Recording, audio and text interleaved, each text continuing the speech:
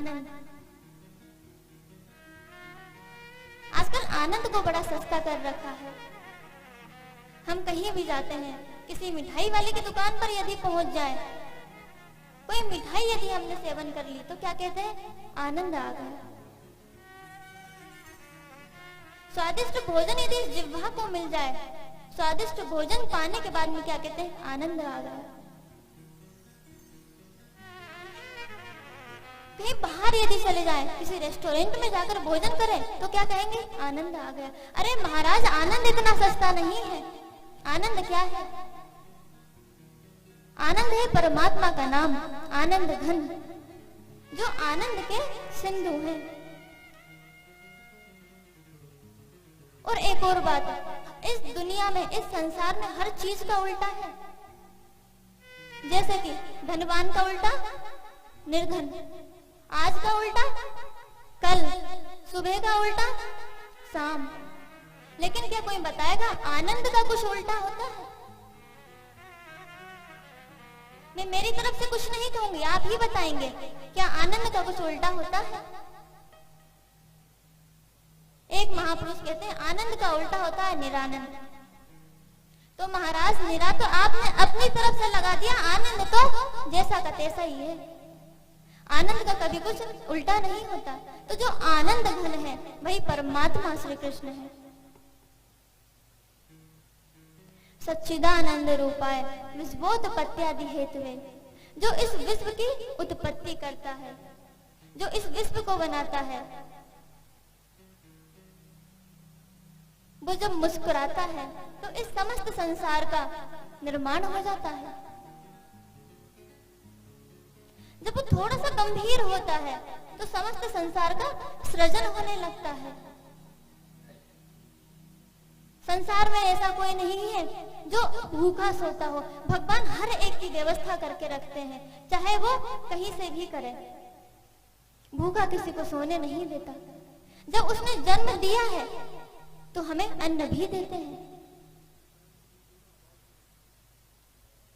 ऐसे परमपिता परमात्मा, और जो एक बार अपने भ्रुकुटी को यदि टेढ़ा कर ले तो इस समस्त संसार का प्रलय नाश हो जाता है, समस्त संसार में प्रलय आ जाती है।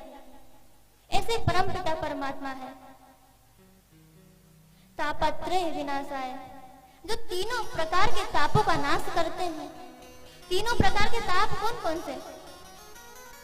आदि दैहिक ताप, आदि भौतिक ताप। जो हम इस प्रकार के पाप हैं, इस प्रकार के ताप हैं, इन सभी से मुक्ति हमारे भगवान श्री कृष्ण दिलाते हैं। दैहिक, दैविक, भौतिक तापा, तीन प्रकार के ताप होते हैं। एक दैहिक ताप, एक दैहिक ताप, दूसरा दैविक और तीसरा भौतिक। हम सभी ने फसल बोई महाराज, खेतों में जाकर फसल बो दी, तो हमने हमारे देह को कष्ट दिया, तभी तो उस खेत में बीज पड़ा। दूसरी बात आती है दैविक ताप की।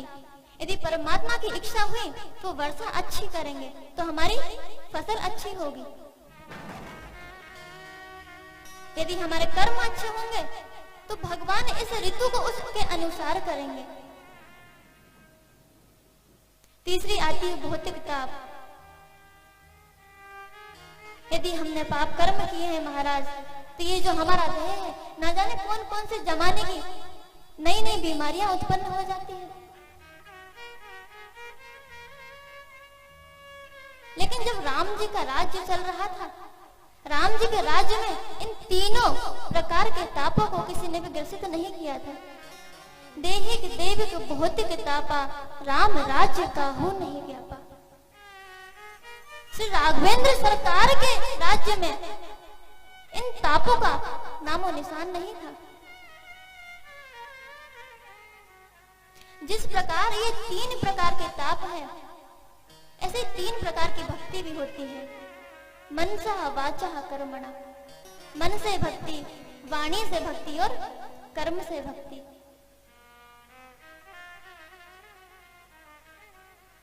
तापत्रयो विनाशाय श्री कृष्णाय वयं नमः। ऐसे सत्य स्वरूप, चित्त स्वरूप और आनंद स्वरूप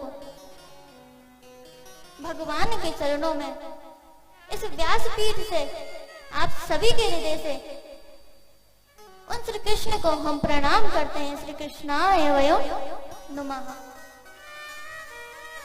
ऐसे सच्चिदानंद महाराज, सत कहिए जो बिन से नाही, चित चैतन्य सकल जग माही, घट घट में जो करे आनंदा, ताकर नाम सच्चिदानंद। ऐसे परम पिता परमात्मा सत्य स्वरूप के चरणों में हम बारंबार प्रणाम करते हैं।